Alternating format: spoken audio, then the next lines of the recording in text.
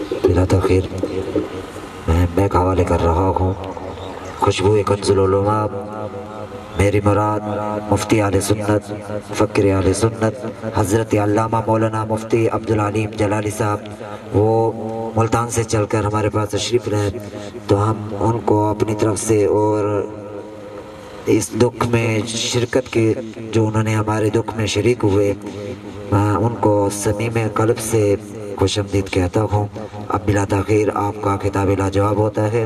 تمام آداب یہ میں آپ کو بتا دوں کہ ہمارے یہاں تو خواہش تھی کہ 10 بجے یہی خطاب آپ کا سماعت کرتے، اگر چند منٹ آگے پیچھے ہو جائیں تو یہاں اگر آپ کھانے کے لیے شادی پہ جاتی ہو تو 2 گھنٹے انتظار کر لیتے ہو، تو اگر یہاں 15 منٹ 10 منٹ آگے پیچھے ہو بھی جائیں تو ضرور اس میں بھی برکت ہے۔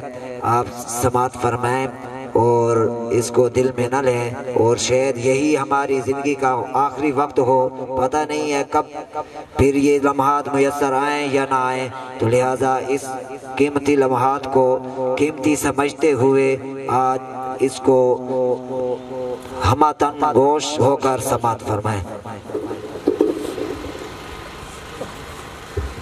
نعرہ تکبیر، نعرہ رسالت، نعرہ خلافت، نعرہ حیدری، یا صدیق یا صدیق یا صدیق، لا سعودیہ لا ایران، لا سعودیہ لا ایران، لا سعودیہ لا ایران۔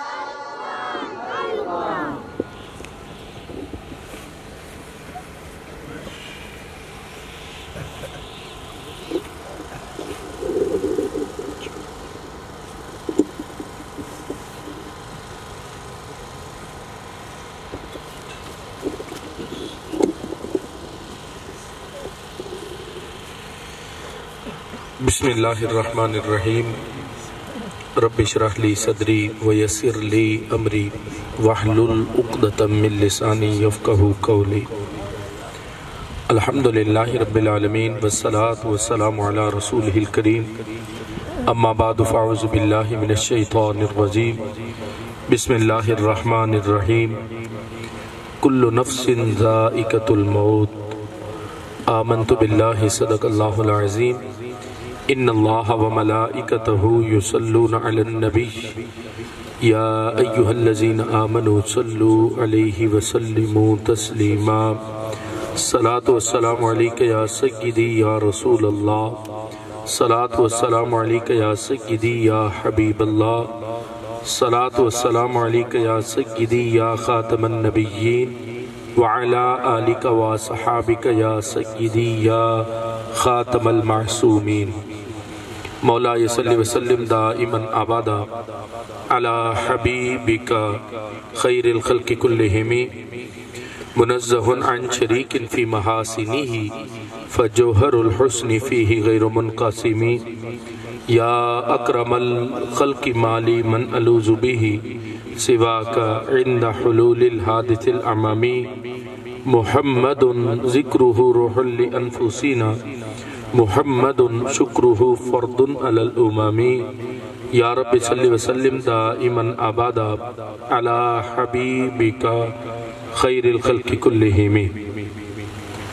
اللہ تبارک و تعالی جل جلالہ وعم نوالہ واتم برہانہ وعظم شانہ وجل ذکرہ وعز اسمہ کی حمد و ثنا، اور حضور سرور کائنات، مفخر موجودات، زینت بزم کائنات، دستگیر جہاں، غم گسار زماں، سید سروراں، حامی بے کساں، قائد المرسلین، خاتم النبیین، احمد مجتبی، جناب محمد مصطفیٰ صلی اللہ علیہ وسلم کے دربار گہربار میں ہدیہ درود و سلام عرض کرنے کے بعد، نہایتی جلیل القدر علماء ذی وقار اور نہایتی معزز و محتشم سامعین حضرات، رب ذوالجلال کے فضل اور توفیق سے ہم تمام لوگ اپنے عزیز برادران حضرت علامہ مولانا محمد مطیع الرحمان صاحب اور حضرت علامہ مولانا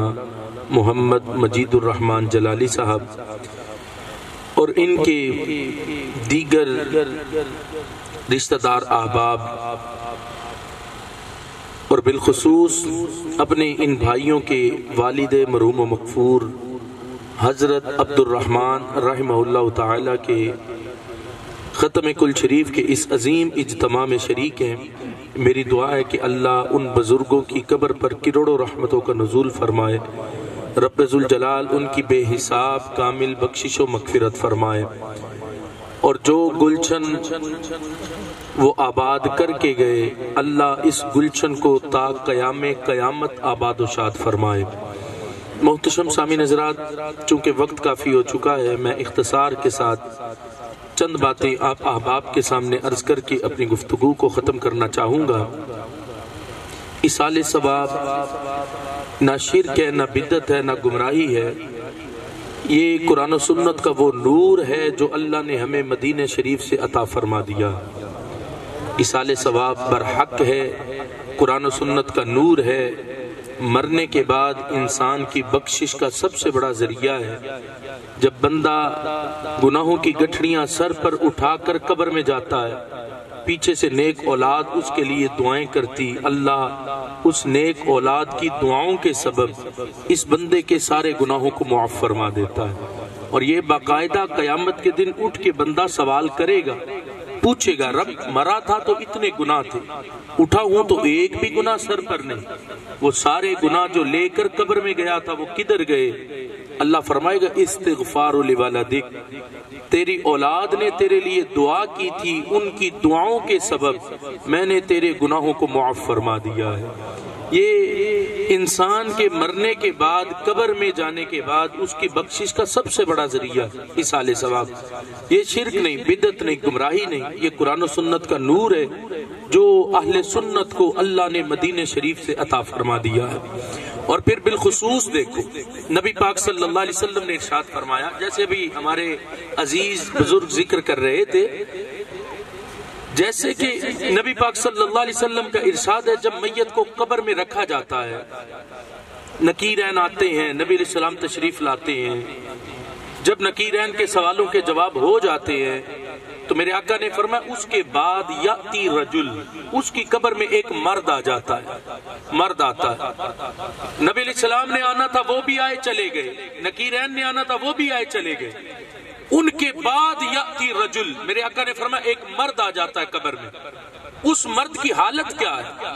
میرے آقا نے فرمایا احسن الوجہ حسن الثیاب طیب الریح، نبی علیہ السلام نے فرمایا اس سے خوشبو بڑی اچھی آتی ہے۔ یہ قبر کے اندر کی حالت ہے۔ میرے آقا نے فرمایا مردے کے پاس ایک مرد آتا ہے، اس سے خوشبو بڑی اچھی آتی ہے، اس کا چہرہ بڑا حسین ہوتا ہے، اس کا لباس بڑا اچھا ہوتا ہے۔ فرمایا یہ مرد قبر میں آتا ہے اور یہ بندہ بول پڑتا ہے، کہتا ہے تو کون ہے؟ محبوب نے آنا تھا وہ بھی آئے ہو کر چلے گئے، نکیرین نے آنا تھا وہ بھی چلے گئے، اب تو کون ہے؟ میری قبر میں کیا کرنے آیا ہے؟ تو وہ مرد کہتا ہے بندے خوش ہو جا، میں وہ وعدہ ہوں رب کا جو رب نے تجھ سے کیا تھا، میں وہ وعدہ قبر میں آیا ہوں۔ یہ پوچھتا ہے کون؟ تعارف تو کرا اپنا، تیری شخصیت کا تعارف کیا ہے؟ اتنا حسین چہرہ، اتنا اچھا لباس، اتنی اچھی خوشبو، اتنی کمال کی پرسنالٹی، ہے کون تو؟ تعارف تو کرا اپنا۔ تو وہ بندہ کہتا ہے انا عملک الصالح، وہ کہتا ہے میں تیری نماز پنجگانہ ہوں، میں تیری قرآن کی تلاوت ہوں، میں تیرا صدقہ خیرات ہوں، تو نے دنیا میں مجھے وقت دیا تھا، آج قبر میں تو تنہا نہیں، میں تجھے قبر میں وقت دینے کے لیے آ چکا ہوں۔ عملک الصالح، نیک عمل، نماز پنجگانہ جس نے پڑھی، قبر میں اللہ اسے انسانی شکل دے کے قبر میں بھیجے گا۔ جس نے صدقات و خیرات کیا، جس نے حلال کمائی کی اور بچوں کو کھلائی، اور پھر جو نیک عمل کر کے جیسا بھی قبر میں گیا، قبر میں وہ عمل انسانی شکل میں آئے گا اور قیامت تک اس کا ساتھ نبھائے گا۔ یہ قبر میں مردہ تنہا نہیں رہے گا۔ اب دیکھو نا، ہمارے یہ بزرگ جو دنیا سے گئے، حضرت عبد الرحمن رحمہ اللہ تعالی، یہ قبر میں جب گئے نکیرین آئے، چلے گئے، نبی علیہ السلام تشریف لائے، زیارت ہوئی، واپس تشریف لے گئے۔ جب وہ مرد آیا، یاتی رجل، محبوب نے فرمایا وہ مرد آیا، تو انہوں نے جب پوچھا ہوگا کہ تو ہے کون، اپنا تعارف تو کرا، تو اس مرد نے نہ جانے کتنا کتنا کچھ پیش کیا ہوگا، ساتھ اس نے یہ بھی کہا ہوگا کہ اے عبد الرحمن، میں وہ تیرا ایسا عمل ہوں جو تو دنیا میں کر کے آیا۔ کیسا عمل؟ کہ تو نے اپنے بچوں کو دین پڑھایا بھی ہے، دین سکھایا بھی ہے، اور تیرے بچوں نے آگے مدرسہ بنایا بھی ہے، مدرسہ چلایا بھی ہے، سینکڑوں طلباء کی تربیت فرمائی بھی ہے۔ میں تیرا وہ عمل ہوں جو دنیا میں تو کر کے آیا ہے۔ آج تو تنہا قبر میں نہیں رہے گا، بلکہ قیامت تک یہ عمل تیرے ساتھ، تیرا ساتھ نبھاتا رہے گا۔ کل نفس ذائقۃ الموت کا وعدہ برحق ہے، ہر ذی روح نے موت کا ذائقہ چکھنا ہے۔ جس کو میرے رب نے جان عطا فرمائی، ایک دن یہ جان اس کے بدن سے نکلنی۔ انسان جب ماں کے پیٹ میں ہوتا، اس کے لیے لکھ دیا جاتا یہ کتنا زندہ رہے گا، یہ سعید ہے یا شقی ہے، یہ مرے گا کب، کس جگہ پہ مرے گا، یہ دفن کدھر کیا جائے گا، سب کچھ پلانڈ ہوتا۔ ماں کے پیٹ میں جب آیا، سب کچھ تحریر ہو کے فرشتوں کے ہاتھ وہ دستاویز تھما دی گئی کہ یہ کیسا بندہ ہے، پیدا ہوگا تو کتنی سانسیں لے گا، مرے گا کب، یہ کس جگہ پہ مرے گا، اس کو موت کس جگہ پہ آئے گی، پھر اس کو دفن کس جگہ پر کیا جائے گا، یہ سب کچھ فائنل ہوتا۔ لیکن پھر بھی انسان اس سے غافل ہو کے اپنی زندگی گزارتا۔ آج 25 سال عمر ہو جائے، لوگ کہتے ہیں نہیں ابھی تو 25 سال ہوئی، ابھی تو بڑی عمر پڑی ہے، اوسطن عمر 50 برس چل رہی ہے، ابھی تو آدھی گزری ہے۔ یہ نہیں پتا اگلی سانس بھی آتی ہے کہ نہیں آتی ہے، یہ نہیں پتا کہ کب موت کا فرشتہ میرے سرانے آ جاتا ہے، اور جب وہ موت کا فرشتہ سرانے آتا ہے، پھر لا یستاخرون ساعۃ ولا یستقدمون، نہ ایک لمحہ آگے ہوتا ہے نہ پیچھے ہوتا ہے۔ جو وقت میرے رب نے مقرر کیا، اسی وقت پر اس کی روح اس کے بدن سے نکالی جاتی ہے۔ پھر یہ چاہے کہے دنیا و مافیا سونے سے بھر کے دیتا ہوں، اے ملک الموت ایک لمحے کی تو اجازت دے دے، پھر کوئی اجازت نہیں ملنی۔ جو رب نے مقرر کر دیا، اسی وقت پر ہی اس کی روح کو اس کے بدن سے نکالے جانا ہے۔ حالانکہ رب کے فرشتے تو بہت سارے ہیں، لیکن خاص ڈیوٹی روح نکالنے کی وہ حضرت ملک الموت علیہ السلام، حضرت اسرائیل علیہ السلام کی لگائی گئی۔ اس کا بھی پیچھے پورا پس منظر ہے۔ جب نبی پاک صلی اللہ علیہ وسلم فرماتے کہ جب حضرت آدم علیہ السلام کا خمیر بنانا تھا، اللہ نے حضرت جبرائیل سے کہا جاؤ جا کے مٹی اٹھا کے لاؤ زمین کی، میں انسان کا خمیر بنانا چاہتا ہوں۔ حضرت جبرائیل نے مٹی اٹھائی، مٹی بول پڑی، کہا اے جبرائیل نہ اٹھا کے جا، تو ہمیں لے کے جائے گا، اس سے رب انسان بنائے گا، انسان گناہ کرے گا، رب اسے جہنم کی آگ میں بھیجے گا۔ تو زمین نے کہا میرے حصے کو بھی جہنم کی آگ میں جلنا پڑے گا، اے جبرائیل رحم کرو، نہ اٹھا کے جاؤ۔ جبرائیل کو ترس آ گیا، وہیں چھوڑ دیا۔ باقی 2 بڑے فرشتوں کو بھی بھیجا، لیکن جب حضرت ملک الموت کو بھیجا، مٹی بولی، کہا اے اسرائیل نہ لے کے جاؤ، اس سے انسان بنے گا، انسان جب گناہ کرے گا اسے جہنم کی آگ میں ڈالا جائے گا، تو مجھے بھی ساتھ جہنم کی آگ میں جلنا پڑے گا۔ حضرت اسرائیل نے کہا اے مٹی میں تو لے کے ہی جاؤں گا، کیونکہ حکم ہے میرے رب کا، میں نے اپنے رب کے حکم پر تجھے لے کر ہی جانا۔ لے کر گئے، انسان بنا، پھر رب نے حکم دیا کہ اے اسرائیل اب اس بدن سے روح قبض کرنے کی ڈیوٹی بھی تمہاری ہے، مٹی بھی تم اٹھا کے لائے، اب روح بھی تم نے ہی قبض کرنی۔ اس بدن سے، جو بدن مٹی سے بنا، اس سے روح قبض ہوتی، پھر حضرت ملک الموت اس روح کو رب کی بارگاہ میں لے کر جاتے۔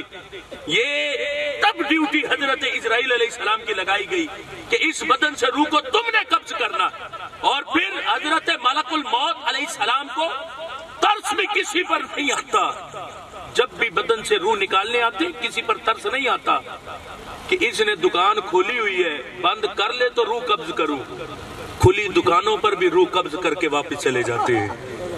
یہ نہیں ہوتا کہ ابھی تو یہ کھیت میں کھڑا ہے، گھر جائے تو روح قبض کروں، نہیں، کھیت کھلیان میں بھی جب وقت آیا انہیں ترس نہیں آیا، انہوں نے اس کی روح کو قبض کیا اور رب کے حکم سے واپس چلے گئے۔ یہ نہیں دیکھا کہ بچے چھوٹے ہیں کہ بڑے ہیں، یہ تو 1 سال کا بچہ ہے، کیسے گزارا کرے گا اگر اس کی ماں باپ کی روح کو میں نے قبض کر لیا؟ ترس نہیں آتا حضرت ملک الموت کو، نہیں ہے کہ کوئی کھیت میں ہے، کھلیان میں ہے، دفتر میں ہے، دکان میں ہے، یہ گھر چلا جائے، یہ تو ابھی مسافر ہے، یہ سفر سے حضر میں پہنچے تو اس کی روح کو قبض کروں؟ نہیں، جس جگہ پر حکم ہوا اسی مقام پر حضرت ملک الموت روح کو قبض کرتے۔ نبی پاک صلی اللہ علیہ وسلم فرماتے حضرت ملک الموت سے پوچھا تھا کیا کبھی کسی پر ترس بھی آیا روح کو قبض کرتے ہوئے؟ حضرت ملک الموت نے کہا ہاں 2 لوگوں پر ترس آیا مجھے، 2 لوگوں پر۔ وہ کون سے تھے؟ حضرت ملک الموت کہتے ہیں ایک وہ بچہ تھا جو اپنے کارواں کے ساتھ کشتی میں جا رہا تھا، رب کا حکم ہوا کہ اے اسرائیل ساری کشتی توڑ دو، جتنے ہیں سب کو مار دو، صرف اس کی ماں اور اس دودھ پیتے بچے کو ایک تخت پہ زندہ چھوڑ دو۔ کہا حکم ہوا، مان لیا۔ کہ ابھی کچھ دیر وہ تخت چلا ہی تھا کہ رب کا حکم آیا کہ اے ملک الموت اس کی ماں کی روح بھی قبض کر لو۔ کہ اب وہ دودھ پیتا بچہ تھا، حضرت ملک الموت کہتے مجھے اس بچے پر بڑا ترس آیا کہ یہ تو دریا کے تھپیڑوں میں کیسے کنارے پہ پہنچے گا، کہتے مجھے بڑا ترس آیا، کہ ایک اس بچے پہ ترس آیا۔ حضرت ملک الموت کہتے دوسرا وہ شداد جس نے رب کے مقابلے میں جنت تیار کی تھی دنیا میں، وہ جب جنت تیار ہوئی تو اس کے غلاموں نے کہا کہ آؤ جنت تیار ہوئی دیکھنے کے لیے۔ کہا جب اس نے پہلا قدم ابھی رکھا تھا دیکھا نہیں تھا اپنی بنائی ہوئی جنت کو کہ اللہ نے حکم دیا ہے ملک الموت اس کی روح کو قبض کر لو۔ کہا اس کی روح کو بھی قبض کر، کہا اس پر بھی ترس آیا تھا کہ ایک بار نظارہ تو کرتا کہ اس نے جو جنت بنائی ہے وہ کیسی بنی، کہ اس پر ترس آیا۔ تو اللہ نے فرمایا اے ملک الموت ایک ہی بندے پر تمہیں 2 بار ترس آ گیا؟ فرمایا جس بچے پر تجھے ترس آیا تھا یہ وہی بچہ ہے۔ فرمایا رب نے قدرت کاملہ سے اسے کنارے پہ لگایا، ایک دھوبی کپڑے دھو رہا تھا، اس نے اس بچے کو اٹھایا، اس نے اس کو پالا، جب وہ بڑا ہوا تو اس نے معاذ اللہ خدا کے مقابلے میں خدا ہونے کا دعویٰ کیا۔ اللہ فرماتا ہے میں نے اس کو دریا کی لہروں سے بچا کر اسے بتایا تھا کہ میں رب ہوں، چاہوں تو ساری کشتی والوں کو مار کے تجھے زندہ کنارے پہ لگا دیتا ہوں، اور جب تیرا کوئی وارث نہ ہو تجھے پلوا کر اتنا بڑا کروا دیتا ہوں۔ اور پھر اس نے رب کا مقابلہ کیا، رب کے مقابلے میں جنت بنائی۔ جب اس نے جنت بنائی تو رب نے بغیر دکھائے اس کی روح کو قبض کر کے اسے بتایا کہ تو خدا نہیں معاذ اللہ، خدا صرف اور صرف رب ذوالجلال کی ذات ہے۔ یعنی یہ ہے صرف 2 بار ترس آیا حضرت ملک الموت کو اس پر، لیکن دیکھو یاد رکھنا حضرت ملک الموت کو کسی پر بھی ترس نہیں آتا، جس کا جو وقت مقرر ہے اسی وقت پر اس کی روح کو اس کے بدن سے نکالا جانا ہے۔ اس لیے مت دنیا کے ان اندھیروں میں گم ہو جاؤ کہ یہ روشنیاں ہیں، ان روشنیوں کو دیکھتے رہے، ہرگز نہیں۔ یاد رکھنا ملک الموت نے آنا ہے اور انسان کے بدن سے اس کی روح کو قبض کر کے رب کی بارگاہ میں لوٹ جانا ہے۔ تمام ساتھی قریب قریب ہو جائیں تاکہ پیچھے آنے والوں کے لیے جگہ بن جائے، قریب قریب ہو جائیں تمام ساتھی، پیچھے والوں کے لیے جگہ تنگ ہو رہی ہے، آپ قریب قریب ہو جائیں۔ اے آگے ساتھی آگے، سب آپ تھوڑے تھوڑے چند چند قدم آگے ہو جائیں، انشاءاللہ کچھ لمحات کے بعد ہی ختم شریف کا وقت آنے والا ہے۔ آپ سب آپ جو میں گزارشات عرض کر رہا ہوں یہ توجہ سے سماعت فرمائیں گے۔ کل نفس ذائقۃ الموت، ہر ذی روح نے موت کا ذائقہ چکھنا ہے، اور وقت مقررہ پر حضرت ملک الموت نے اس کے بدن سے روح کو قبض کرنا، اور پھر اس کی جگہ کا بھی تعین کر دیا گیا کہ اس کو موت کس جگہ پر آنی، کس جگہ پر، جس جگہ اس کی موت کی مقرر کی گئی اسی جگہ پر ہی اسے موت آنی۔ کاش ایسا ہو کہ ہمارے رب نے ریاض الجنہ ہماری موت کی جگہ مقرر فرما دی ہو، کاش ایسا ہو کہ ہمارے رب نے ہماری موت کی جگہ گنبد خضرا کے سائے کو مقرر فرما دیا ہو۔ اور مسجد نبوی کے اس صحن کو مقرر فرما دیا ہو. جو جگہ ہے ہر ایک کا اپنا نصیب ہے. کئی بدبخت ہوتا ہے تو اس کی جگہ رب نے مقرر ہی لیٹرین کو کیا تو اس نے مرنا ہی اس لیٹرین میں ہے. جیسے کہ وہ مرزا مرا, جگہ کا تعین جو رب نے وہیں کا کیا تھا. آجو غلاظت کا پلندہ, تو مرنا ہی اس نے گندی جگہ پہ تھا. خوش نصیب ہے وہ لوگ جنہیں رب مسجد میں حالت سجدہ میں موت عطا فرما دیتا ہے. خوش نصیب ہے وہ لوگ جنہیں رب ذوالجلال ان مقدس مقامات پر موت عطا فرماتا ہے. جگہ کا تعین بھی رب ذوالجلال نے پہلے سے فرما دیا کہ کس نے کس جگہ پر مرنا ہے. دیکھو حضرت سلیمان علیہ السلام کے پاس ایک شخص بیٹھا تھا. حضرت ملک الموت آ گئے. جب آئے تو آپ نے اس شخص کو دیکھا تو وہ شخص پوچھنے لگا, اے سلیمان یہ کون ہے؟ آپ نے فرمایا یہ ملک الموت ہے. کہا مجھے اس سے خوف آتا ہے. اے سلیمان علیہ السلام, اللہ نے آپ کو ہوا پر حکومت عطا فرمائی, آپ ہوا کو حکم دو مجھے یہاں سے اٹھا کر ہند کی سرزمین پر لے جائے. ہوا کو حکم دیا, فوراً ہوا نے اٹھایا ہند کی سرزمین پہ پہنچایا. جیسے ہی اس نے ہند کی سرزمین پہ قدم رکھا ملک الموت نے اس کی روح کو قبض کر لیا. قبض کیا تو حضرت سلیمان علیہ السلام نے پوچھا وجہ کیا تھی؟ کہا ہے سلیمان میں تو پریشان تھا کہ رب نے حکم دیا کہ اس کی موت کا وقت آ گیا اور جو جگہ کا تعین تھا وہ تھا ہند کی سرزمین, اور یہ بیٹھا آپ کے پاس تھا. یہاں سے چلتا تو کئی مہینے لگتے اسے وہاں پر پہنچتے ہوئے, اور جگہ ہند کی سرزمین تھی. مرنا اس نے وہاں پر تھا اور یہ بیٹھا یہاں پر تھا, اور موت کا وقت بھی پہنچ چکا تھا. تو اس کے دل نے چاہت کی کہ مجھے وہاں لے کر جاؤ, کیونکہ موت کی جگہ تو میرے رب نے ہند کی سرزمین کو مقرر فرمایا تھا. اسی لیے جگہ کا تعین بھی میرے رب نے فرما دیا, اور مرنے کے بعد جس جگہ پر جس نے دفن ہونا ہے اس جگہ کا تعین بھی رب ذوالجلال پہلے سے فرما دیتا ہے. دیکھو نبی پاک صلی اللہ علیہ وسلم کا فرمان ہے. میرے نبی پاک صلی اللہ علیہ وسلم نے ارشاد فرمایا کہ جس شخص نے جس جگہ پر دفن ہونا ہے اللہ اس جگہ کی مٹی کو اس کے خمیر میں شامل فرما دیتا ہے. اس جگہ کی مٹی جب اس کا بدن بنایا جاتا ہے تو اس میں شامل کی جاتی اس جگہ کی مٹی, تو اس نے اسی جگہ پر دفن ہونا ہے. کیا شان ہے حجرہ عائشہ صدیقہ کی مٹی کی, قربان جائیں اس مٹی کے حضرت عائشہ صدیقہ رضی اللہ تعالی عنہا کے, کہ جب نبی علیہ السلام کے بدن انور کو بنایا گیا تھا تو حجرہ عائشہ صدیقہ کی مٹی کو محبوب کے بدن میں شامل فرمایا گیا تھا. صرف یہی نہیں, کیا شان ہے اس حجرہ عائشہ صدیقہ کی مٹی کی جو صرف نبی علیہ السلام کے بدن بنانے میں شامل نہیں ہوئی بلکہ حضرت ابو بکر و عمر کے بدن میں بھی اس مٹی کو شامل کیا گیا.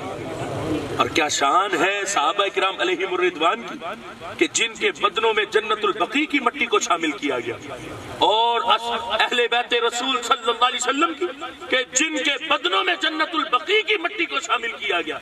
یہ مقام ہے اس مٹی کا. کاش ہمارے رب نے ہمارا خمیر بھی جب گوندا ہو تو اس میں مٹی جنت البقیع کی ڈلی ہو, تو پھر کوئی بھی مائی کا لال ہمیں دفن پاکستان میں نہیں کر سکتا. ہمارا بدن پھر جنت البقیع میں پہنچے گا تو اس کی تدفین ہوگی, اگر ایسا ہمارے رب نے ہمارے نصیب میں لکھا ہے. تو اسی لیے جگہ کا تعین, وقت کا تعین, کتنی سانسیں اس نے لینی, اس نے کتنا کچھ کھانا ہے, کتنا کچھ کمانا ہے, ایک ایک چیز لکھ دی جاتی ہے.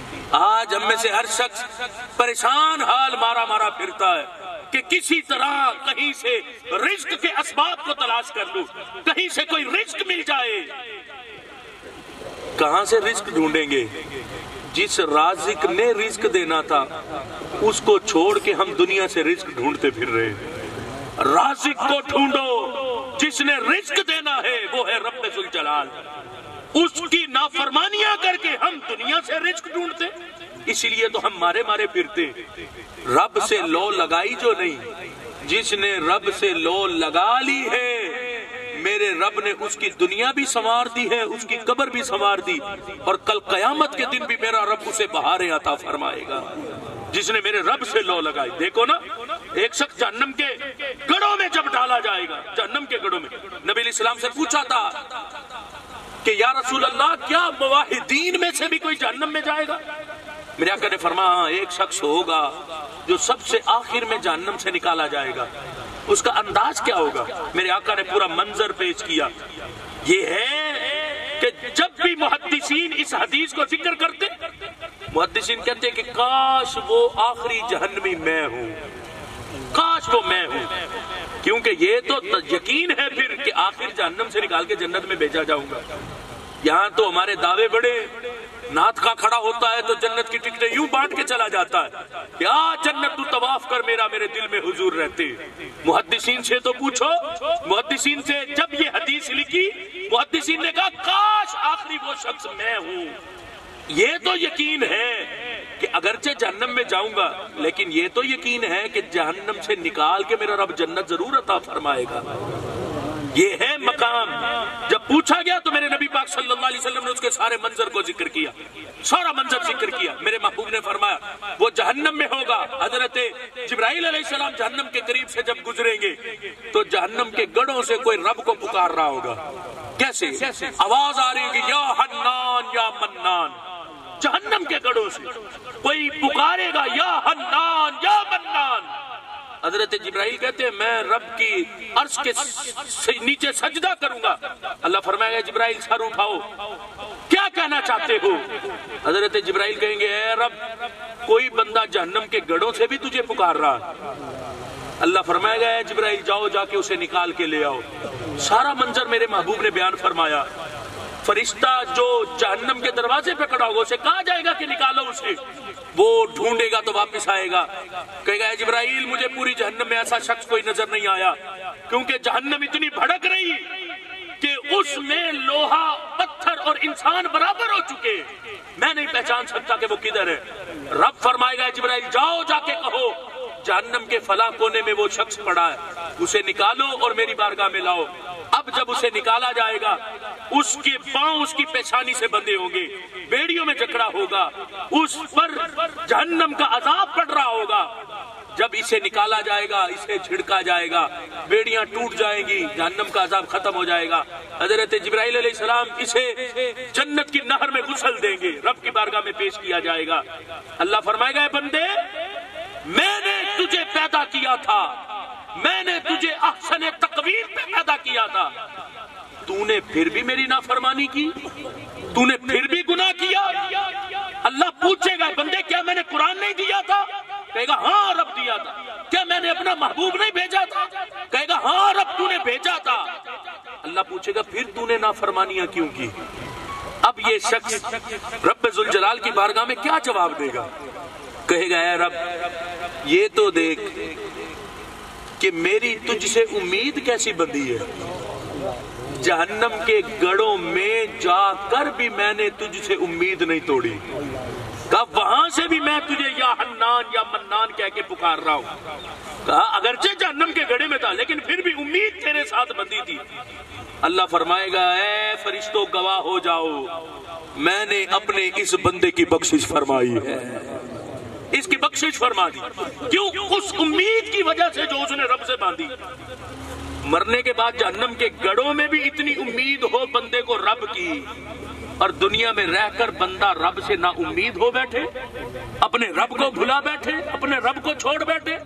یہاں تو جہنم کے گڑھوں میں بھی اتنی امیدیں بندھی ہیں انسان کو اپنے رب ذوالجلال سے. اللہ فرمائے گا اے بندے جا میں نے تجھے جنت عطا فرمائی. اب جنت میں جائے گا تو جنت بھری، آئے گا رب کی بارگاہ میں عرض کرے گا اے رب جنت تو بھری ہے. اللہ فرمائے گا دنیا اور اس کی 10 گنا کی مثل میں نے تجھے جنت عطا فرما دی. یہ بندہ کہے گا اے رب تو تو حقیقی بادشاہ ہے، تو بھی تمسخر فرماتا. اب یہ بات کہہ کر نبی علیہ السلام کے چہرے پر مسکراہٹ آئی تھی. محبوب نے فرمایا کیونکہ اس کی بات سن کے میرا رب مسکرایا تو رب کے مسکرانے پر میرے چہرے پر بھی مسکراہٹ آئی ہے. اب اتنی بڑی جنت کس کی؟ آخری مسلمان جو جہنم سے نکال کے جنت بھیجا جائے گا. کتنی بڑی جنت؟ میرے رب نے فرمایا دنیا اور اس کے 10 گنا کی مثل جنت میں نے تجھے عطا فرمائی. یہ تو آخری جہنمی جہنم سے نکال کے جب جنت بھیجا جائے گا تو اس کی جنت اتنی بڑی ہے. اب سوچو پھر میرے ابو بکر کی جنت کتنی بڑی ہوگی، میرے عمر کی جنت کتنی بڑی ہوگی، عثمان و علی کو میرا رب کتنی بڑی جنت عطا فرمائے گا. یہ تو عام سے عامی امتی کی جنت اتنی بڑی ہے تو میرا رب ان بڑے بڑے نفوس قدسیہ کو کتنی بڑی بڑی جنتیں عطا فرمائے گا. اور پھر وہ جنت بھرے گی کس سے؟ ان سب کے عشاق سے میرا رب وہ جنت بھرے گا جنہوں نے ان سے دنیا میں پیار کیا، محبت کی. قیامت کے دن میرا رب. اسی لیے رب سے امید نہ توڑو، رب سے امیدیں جوڑو. آج اس پرفتن زمانے کے اندر ہم لوگ جس میں سانسیں لے رہے ہیں، آئے روز نئے نئے فتنے جنم لے کے، کہیں سیکولرزم، کہیں لبرلزم، کہیں فتنہ قادیانیت، کہیں فتنہ رافضیت، کہیں فتنہ خارجیت. امت مسلمہ کے ایمان پر ہر روز حملے کرتے نظر آتے.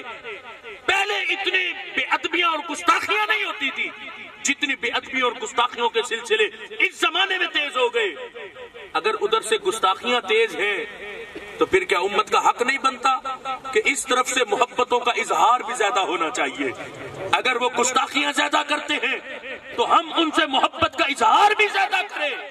کل کا دن بڑا تاریخی دن تھا، جس دن میں وہ ذات جس کو تمام انبیاء کے بعد اللہ اور اس کے رسول نے پہلا درجہ عطا فرما دیا، وہ ذات حضرت سیدنا صدیق اکبر رضی اللہ تعالی عنہ کی ذات گرامی. آج کتے صدیق اکبر کو بھونک رہے ہیں، لیکن یاد رکھنا تمہارا بھونکنا یہیں تک رہ جائے گا جہاں میرے رب نے صدیق اکبر کو لٹایا ہے. اس مقام پر تو رب نے حکم دیا کہ کوئی اونچا دم بھی نہ مارے، کوئی اونچا سانس بھی نہ لے. تو پھر کہنے دو وہاں کتوں کا بھونکنا نہیں جاتا، صرف درود و سلام جاتا ہے. یہ جتنے زبان چلاتے ہیں یہ ان کی زبانیں یہی ختم ہو جائیں گی. اور صدیق اکبر کو جہاں میرے رب نے جگہ عطا فرمائی، یہ کائنات کا وہ عظیم مقام ہے، یہ کائنات کا وہ عظیم مقام ہے. دیکھو نا، لوگ تو وہاں جانے کو ترستے ہیں، ایک لمحے کے لیے دیدار نصیب ہو جائے گنبد خضرا کا. تو اس ابو بکر کا مقام کیا ہے جس کو میرے رب نے اپنے محبوب کے پہلو میں لٹایا ہے اور ساری زندگی کے لیے لٹایا ہے. قیامت کے دن بھی اٹھیں گے تو ایسے ہی اٹھیں گے جیسے آج ان کی قبروں کا انداز ہے، ایسے ہی قیامت کے دن بھی حضرت صدیق اکبر و عمر رضی اللہ تعالی عنہما نبی پاک صلی اللہ علیہ وسلم کے ساتھ اٹھیں گے. اس لیے پرفتن زمانے کے اندر اپنے ایمان کی حفاظت کرو. ایمان کی حفاظت اس وقت لازم ہے. اور ایمان بچے گا کیسے؟ یاد رکھنا، جب مسلک اہل سنت پر پابند ہو جاؤ گے تو پھر یہ یقین رکھنا کہ میرا رب تمہارے ایمان کی بھی حفاظت فرمائے گا. اعلی حضرت مجدد دین و ملت نے لکھا، مسلک اہل سنت پر قائم رہنا یہ فرض اعظم ہے. فرمایا نماز چھوٹا فرض ہے، زکوٰۃ چھوٹا فرض ہے، حج چھوٹا فرض ہے، مسلک اہل سنت پر قائم رہنا اعلی حضرت فرماتے ہیں یہ فرض اعظم ہے. فرض اعظم کیوں؟ اس وقت ضرورت کس چیز کی ہے؟ سب سے بڑی ضرورت ہے کہ انسان اپنے مسلک کی بات کرے اور مسلک اہل سنت کی بات کرے. لوگ کہتے ہیں چھوڑو مسلکوں کو، کیا رکھا مسلک میں، مسلک کی بات کرتے کیوں ہو؟ ہم نے کہا صرف مسلک کی بات اہل سنت کی کر دینے سے فائدہ کتنا ہوتا ہے. اب دیکھو نا، یہ جو حضرت عبد الرحمن کا پرسوں جنازہ اٹھا، کیا کہا؟ صرف یہ کہا کہ وہ سنی تھے، صرف یہ کہا کہ وہ سنی تھے. کوئی وضاحت کی ضرورت نہیں پڑی کسی کو کہ کوئی پوچھے کل خانی ہونی ہے کہ نہیں ہونی. کسی کو وضاحت کی ضرورت نہیں پڑی. جب بتا دیا کہ سنی تھے، جنازے کے بعد دعا ہونی ہے کہ نہیں ہونی. جب بتا دیا کہ وہ سنی تھے تو یہ وضاحت کی ضرورت ہی نہیں پڑی کہ وہ صحابہ اور اہل بیت سے پیار کیسے کرتے تھے، وہ داتا علی حجویری کے غلام تھے یا نہیں تھے، وہ حضور غوث اعظم سے پیار کرتے تھے یا نہیں کرتے تھے. مسلک اہل سنت کا نام لینا فرقہ وریت کی پاکستان میں لگی ہوئی آگ کو بجھانا ہے. صرف جو بندہ سنی کہتا ہے سمجھ جاؤ وہ فرقہ وریت کی آگ پر سپرے کر دیتا ہے، اس کو بجھا دیتا ہے. کیونکہ فرقہ وریت کی آگ روافض اور خوارج کی طرف سے لگائی جا رہی ہے اور بڑی تیزی سے امت مسلمہ میں وہ آگ لگانے کی کوشش پر لگے ہوئے. دن رات ان کا پیسہ اسی بات پر صرف ہو رہا ہے کہ کسی طرح امت مسلمہ میں انتشار ڈالا جائے، افتراق ڈالا جائے. لیکن ہم نے نہ افتراق میں پڑھنا ہے نہ انتشار میں پڑھنا ہے. یہ افتراق و انتشار ختم کب ہوگا جب یہ امت چاروں یاروں سے بھی پیار کرے گی، پنجتن پاک سے بھی پیار کرے گی، سب کچھ ختم ہو جائے گا، پھر کوئی افتراق نہیں رہا، کوئی انتشار نہیں رہا، سب کچھ ختم ہو گیا۔ جب ہم نے اپنی محبتوں کا اظہار کر دیا، آگ وہ لگاتے ہیں کیسے، دیکھ لو شان حضرت مولا علی کے جلسے میں کتنی گالیاں معاذ اللہ صدیق اکبر کو دی جاتی، یہ آگ لگانا نہیں تو اور کیا ہے۔ ادارے نوٹس لے ان چیزوں کا کہ جب پچھلے ہفتے میں نوید عاشق نامی ایک ملعون کراچی کے اندر سے بقا، اس نے حضرت صدیق اکبر کو ننگی گالیاں دی، اس نے توہین قرآن کی، توہین اہل بیت کی، توہین اصحاب کی۔ اب بتاؤ کیا پاکستان میں ایسی گالیوں کے بعد امن رہ سکتا؟ کیا پاکستان میں امن کی بات ہو سکتی ہے؟ نہیں ہو سکتی۔ پھر وہ چورن بیچنے والے، مسلم امہ کے اندر اتحاد کا، وہ لوگ بھی وہاں پر بیٹھے ہو، کیسے اتحاد مسلمین قائم ہو سکتا ہے؟ گالی صدیق اکبر کو دو تو کون سے اتحاد کی بات ہو سکتی ہے؟ گالی عمر فاروق کو دو تو کون سے اتحاد کی بات ہو سکتی ہے؟ کبھی بھی امت مسلمہ ایک پلیٹ فارم پر اکٹھی نہیں ہو سکتی۔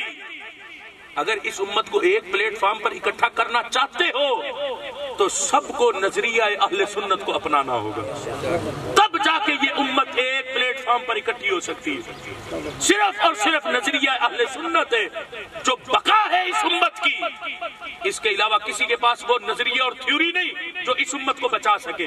صرف اہل سنت کے پاس ہی وہ نظریہ اور وہ تھیوری ہے جو اس امت کو افتراق و انتشار سے بچا سکتی ہے، کیونکہ ہم رب سے بھی پیار کرتے، رب کے حبیب سے بھی پیار کرتے، ہم چاروں یاروں سے بھی پیار کرتے ہیں، پنجتن پاک سے بھی پیار کرتے ہیں، ہم نبی علیہ السلام کے ہر صحابی سے پیار کرتے اور نبی علیہ السلام کی اہل بیت کے ہر فرد سے بھی پیار کرتے۔ اسی لیے اے میرے امت مسلمہ کے بھائیوں، خدا را بیدار ہو جاؤ، خدا را بیدار ہو جاؤ، اپنے مسلک کی حفاظت کے لیے بیدار ہو جاؤ۔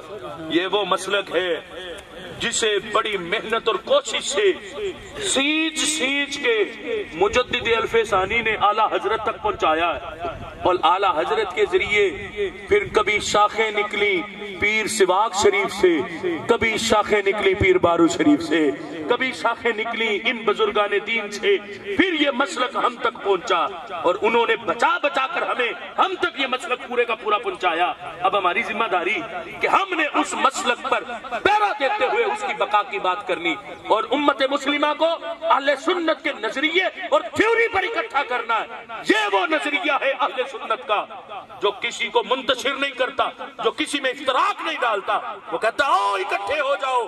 کس کی محبت پر؟ ابو بکر کی محبت پر، عمر کی محبت پر، عثمان کی محبت پر، علی کی محبت پر، حسن کی محبت پر، حسین کی محبت پر۔ صرف یہی نہیں، جن کے ہاتھ میں امام حسن نے ہاتھ دیا وہ بھی یہی کہتے ہیں آؤ اکٹھے ہو جاؤ حضرت امیر معاویہ کی محبت پر رضی اللہ تعالی عنہم۔ اسی لیے ہم سب کو اپنے مسلک کے لیے اپنا سب کچھ قربان کرنا اور اپنے نظریے کے لیے اپنا سب کچھ قربان کرنا اس وقت ضروری ہے۔ لوگ کہتے ہیں نہیں سنی نہ کہو، سنی نہ کہو، سنی کہلوانا اس زمانے میں ضروری نہیں۔ میں کہتا ہوں اس وقت سب سے زیادہ ضروری ہی اپنے آپ کو سنی کہلوانا، اس وقت سب سے زیادہ ضروری ہے اپنے آپ کو سنی کہلوانا۔ کیا کبھی ایسی بات پیر سواگ نے بھی کی تھی کہ نہیں سنی کہلوانا ضروری نہیں؟ کیا ایسی بات کبھی پیر بارو نے بھی کی تھی کہ نہیں سنی کہلوانا ضروری نہیں؟ چلو کو یہ تو اس زمانے کی پوچھو نا، کیا کبھی ایسی بات حضرت داتا علی حجویری نے بھی کی تھی؟ یہاں تو حضرت داتا علی حجویری نے بھی کہا میں سنی ہوں، میں سنی ہوں۔ داتا علی حجویری نے بھی کشف المحجوب میں خود کو سنی لکھا، حضرت غوث اعظم نے بھی خود کو سنی لکھا، امام غزالی جیسے لوگوں نے بھی خود کو سنی لکھا۔ آخر ضرورت کیا تھی؟ وہ کہتے ہیں ہم تو مسلمان ہیں بس سیدھے سادے، ہمیں ضرورت کیا کہ ہم مسلک کے پیچھے پڑے؟ نہیں، اس وقت پوری امت اگر اپنی بقا چاہتی ہے تو نظریہ اہل سنت پر اکٹھی ہو جائے، اگر بقا چاہتی ہے تو جو اہل سنت کی تھیوری ہے اس پر اکٹھی ہو جائے تو انشاءاللہ پوری امت سے افتراق و انتشار ختم ہو جائے گا۔ رب ذوالجلال میرے یہ چند کلمات اپنی بارگاہ میں قبول فرمائے۔ میں اس کے ساتھ آپ احباب کو دعوت بھی پیش کرنا چاہتا ہوں، انشاءاللہ آل انڈیا سنی بنارس کانفرنس 1925 میں ہونے والی کی یاد کو تازہ کرنے کے لیے انشاءاللہ 20 فروری کو داتا کی نگری لاہور میں، داتا علی حجویری رحمہ اللہ تعالیٰ کی نگری لاہور میں یونیورسٹی گراؤنڈ لکھو ڈیر انشاءاللہ صراط مستقیم یونیورسٹی گراؤنڈ میں عظیم الشان سنی کانفرنس ہو رہی ہے۔ اس میں اپنے سر دکھانے کے لیے، دنیا کو بتانے کے لیے کہ کل بنایا بھی پاکستان اہل سنت نے تھا اور آج پاکستان کو بچائیں گے تو وہ بھی اہل سنت ہوں گے۔ انشاءاللہ آپ سب احباب کو دعوت پیش کر رہا ہوں، لیا کی سرزمین سے عظیم الشان قافلے چلیں گے اور آپ کے اس علاقہ سے بھی قافلہ انشاءاللہ حضرت علامہ مولانا مطیع الرحمن صاحب اور مولانا مجید الرحمن صاحب اور دیگر علماء کی، حضرت علامہ مولانا محمد شعبان صاحب، ان کی قیادت میں عظیم الشان قافلہ لیا کی سرزمین سے بھی روانہ ہوگا۔ آپ سب احباب اس میں اپنی حاضری کو یقینی بنائیں اور دنیا کو اپنے سر دکھانے کے لیے، اے یورپ تو دیکھ یہ سنی کا سر ہے، ایران تو دیکھ یہ سنی کا چہرہ ہے، اے سعودیہ کے لوگوں تم بھی دیکھو یہ اہل سنت کے چہرے ہیں جن کو میرے رب نے چمکتے چہرے دنیا میں دیے، تو کل قیامت کے دن بھی اللہ ان کے چہروں کو مزید چمک عطا فرمائے گا۔ تو اس لحاظ سے جو چند باتیں مجھے حضرت مولانا مجید الرحمن صاحب نے کہیں، میں وہ آپ کے گوش گزار کرنا چاہتا ہوں۔ ہماری شادی بیاہ کی رسومات ہوں یا ہماری تجہیز و تدفین کی رسومات، ان میں بے شمار رسومات ایسی شامل ہو گئی جن کا شریعت کے ساتھ دور دور کا کوئی تعلق نہیں۔ جیسے ہماری شادی کی رسومات میں مہندی کی رسم، غلیظ رسم جس پر پیسہ بھی برباد، وقت بھی برباد، عزتیں بھی اجڑتی نظر آتی، کوئی تعلق نہیں۔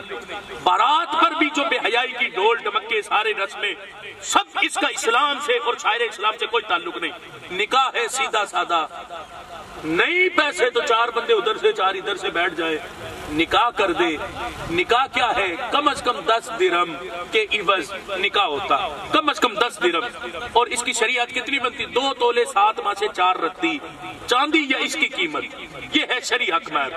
اتنا سا 5 یا 6 ہزار روپے فی زمانہ بھی بنتا ہے، اس سے اوپر شرعی حق مہر نہیں۔ وہ قلعے لکھے جائیں، زمینیں لکھی جائیں، وہ اسٹام کرائے جائیں، وہ فلاں کیا جائے، یہ سب دنیا کی رسمیں ہیں۔ اتنا تو سوچ لو، جو ادھر سے مانگنے والے یا ادھر سے مانگنے والے، جہیز کا تقاضا کرنے والے یا نکاح میں کچھ لکھوانے والے، اس باپ کو بھی سوچنا چاہیے کیا کرے گا زمین لکھوا کے؟ کیا تیری جگر کے ٹکڑے کا عوض زمین کا ٹکڑا ہو سکتا؟ جب تو نے اپنی بیٹی دے دی تو اس کے عوض زمین لے کر کیا کرے گا؟ کچھ کام رب کے توکل پر بھی کیے جاتے، کچھ نہیں بلکہ ہر کام ہی رب کے توکل پر ہونا چاہیے۔ یہ رب پر بھروسہ کر کے اپنے جگر کے ٹکڑے کو گھر سے بھیجو۔ اور جو مطالبہ ہے جہیز کا دوسری طرف سے، اس ظالم کو بھی یہ سوچنا چاہیے کہ جس نے اپنے گھر کی عزت اٹھا کے تجھے دے دی، اس سے بڑھ کے اور تو مطالبہ کیا کرے گا؟ اپنے گھر کی عزت، یہ اس کے گھر کی رونق تھی بیٹی، اس نے اپنے گھر کی رونق اٹھا کے تجھے دے دی، ابھی بھی تو تقاضا کرتا۔ اور ہمارے کئی جذباتی لوگ آ کر کہتے نہیں نہیں جہیز لعنت ہے، مجھے جہیز نہیں چاہیے۔ میں ذمہ داری سے کہہ رہا ہوں، مطلقاً جہیز کو لعنت کہنا جائز نہیں، اس میں مطالبات ناجائز ہے۔ مطلقاً جہیز کو لعنت نہ کہو، کیونکہ جہیز تو میرے آقا نے بھی اپنی بیٹی کو عطا فرمایا تھا، تو یہ اگر مطلقاً ناجائز ہوتا تو پھر نبی علیہ السلام بھی نہ دیتے۔ ایسے نہیں بولنا، سوچ سمجھ کے جملے بولنے۔ اور ایسے ہی تجہیز و تدفین کے اندر بھی بے شمار رسومات ایسی شامل ہو گئی جن کا شریعت کے ساتھ دور دور کا کوئی تعلق نہیں اور واسطہ نہیں ہے۔ سب سے پہلا حق اولاد کا ہے کہ وہ اپنے باپ اور ماں کو غسل دے، سب سے پہلا۔ خدا کی قسم فی زمانہ خوش نصیب ہیں وہ باپ جو دنیا سے جائے اور اس کو غسل اس کے بیٹے عطا فرمائے، بڑا خوش نصیب ہے۔ ورنہ ہم نے تو شہر میں رہتے ہیں اور اسلام آباد رہتے تھے نا، جب پڑھتے تھے یونیورسٹی میں، ہم نے ایسے بھی لڑکے دیکھے اور لوگ دیکھے۔ پوچھا باپ کی تدفین ہو گئی؟ کہا نہیں نہیں مما، مجھے تو ڈر آتا تھا بابا کی کفن اور اس کے بدن کو دیکھ کے، بس گور کن کے سپرد کیا، میں تو قبرستان کے دروازے سے ہی واپس آ گیا، مجھے تو خوف آتا تھا قبر کو دیکھتے ہی۔ ہم نے ایسی بھی اولادیں دیکھی۔ کیا کرو گے ایسی اولاد کا؟ کہ باپ مر جائے بیٹا غسل دینے کے قابل نہ ہو، بیٹا قبر میں باپ کو اتارنے کے قابل نہ ہو، مرنے کے بعد بیٹا باپ کی میت سے بھی نفرت کرے، کیا فائدہ ایسی اولاد کا؟ اور پھر کیا فائدہ ایسی اولاد کا مرنے کے بعد جس کو باپ کی نماز جنازہ ہی نہ آتی ہو، جو باپ کے لیے دعا کے چند کلمات ہی ادا نہ کر سکے، کیا فائدہ؟ اس لیے سمجھو ان حالات کو اور اپنے بچوں کی تربیت یوں کرو کہ جب وہ قبر میں جائیں پیچھے سے اولاد دعا کے ہاتھ اٹھائے اور اللہ قبر میں ان کے ماں باپ کی بخشش فرما دے۔ تو اس لحاظ سے یہ جو چند کلمات اور چند رسومات کے لحاظ سے ابھی مجھے علامہ مجید الرحمان صاحب یہ ذکر کر رہے تھے، آپ توجہ فرمائیں گے کہ جیسے جنازہ اٹھانا اور پھر اس کو راستے میں روکنا، پھر آگے کچھ سفر طے کر کے پھر روکنا اور پھر آگے چلنا، یعنی یہ ایسا امر ہے جس کا شریعت کے ساتھ تعلق نہیں ہے۔ تو ایسے امر سے بندے کو بچنا چاہیے۔ اور پھر جو 40 قدم پر دعا ہے ناجائز نہیں، مانگنی چاہیے دعا، ہر قدم پر دعا مانگنی چاہیے، لیکن یہ نہیں کہ کوئی ایسا بندہ اگر یہ کام نہ کرے کہ 40 قدم پر وہ دعا نہ کرے اور وہ پھر وہاں سے ویسے ہی چلا جائے تو اسے کہا جائے کہ نہیں، اسے تو شریعت کی خبر ہی کوئی نہیں، یہ تو شریعت کا امر تھا۔ تو ایسا معاملہ یہاں پر بھی موجود نہیں ہے۔ تو ہمیں شرعی لحاظ سے ان سارے معاملات کی طرف توجہ رکھنی اور تجہیز و تدفین میں بھی شریعت کو سامنے رکھتے ہوئے ہم نے اپنے مردوں کو دفن کرنا ہے۔ اور آج بعض احباب اس کل کو بھی رسم بناتے چلے جا رہے ہیں کہ یہ رسم ہے، یہ رسم نہیں، یہ ذہن میں رکھنا، یہ رسم نہیں، یہ رواج نہیں، یہ قرآن و سنت کا نور ہے جو مدینہ شریف سے آیا ہے، اسے رسم نہ کہو، یہ رسم نہیں، رواج نہیں۔ اور کئی ہمارے احباب اس کو اپنے اوپر اتنا فرض کر لیتے ہیں کہ کسی بیٹے کے پاس اگر باپ کے کل کرنے کے پیسے نہیں تو لوگ کہتے ہیں نہیں نہیں، ادھار اٹھا، تیرا باپ مرا، خاندان کو کھانا بھی نہیں کھلائے گا، کم از کم خاندان کو کھانا تو کھلا۔ یاد رکھنا اگر ایسی بات آئی تو پھر رسم ہے، پھر یہ رواج ہے، قرآن و سنت کا نور نہیں۔ میں اہل سنت کے ذمہ دار ہونے کی حیثیت سے عرض کر رہا ہوں، اگر کسی کے پاس کل شریف کرنے کے لیے پیسے نہیں ہیں، ادھار اٹھا کے کبھی بھی دیگے نہ چڑھائے، کبھی بھی دیگے نہ چڑھائے، کبھی بھی ادھار اٹھا کے نہ کر، آؤ نا، جتنا کثیر اجتماع ہے آؤ سارے اخلاص کے ساتھ۔ کیا کرنے آئے؟ کیا کھانا کھانے آئے ہم سارے لوگ؟ کیا کرنے؟ ہم تو صرف آمین کہنے آئے ہیں کہ اللہ ہماری آمین کے سبب اس کی بخشش فرما دے۔ کھانے کی نیت سے آئے تو پھر کوئی اجر نہیں ملنا۔ ہمارے ہاں ایک شخص ایسا بھی فوت ہوا جس کے بیٹے کے پاس باپ کے کل کے پیسے ہی نہیں تھے، اسے بڑے تانے دیے گئے۔ اس کے پاس ایک بیل تھا، ایک ریڑھی تھی جس سے وہ اپنے بچوں کا گزارا کرتا تھا۔ جب تانے بڑے لوگوں کے تو اس نے بیل کو ذبح کیا، ریڑھی بیچی، کچھ ادھار لیا اور اس نے اپنے باپ کے کل شریف کا اجتماع کرایا۔ اپنے دل سے پوچھو کیا ایسا اجتماع قبول ہونا؟ یہ تو رسم بن گئی، یہ تو رواج بن گیا۔ کوئی چیز نہیں ہے، گھر میں جو کھانا پکا وہی سامنے رکھ لو، سورہ فاتحہ سورہ اخلاص پڑھ کے باپ کے نام حصال کر دو۔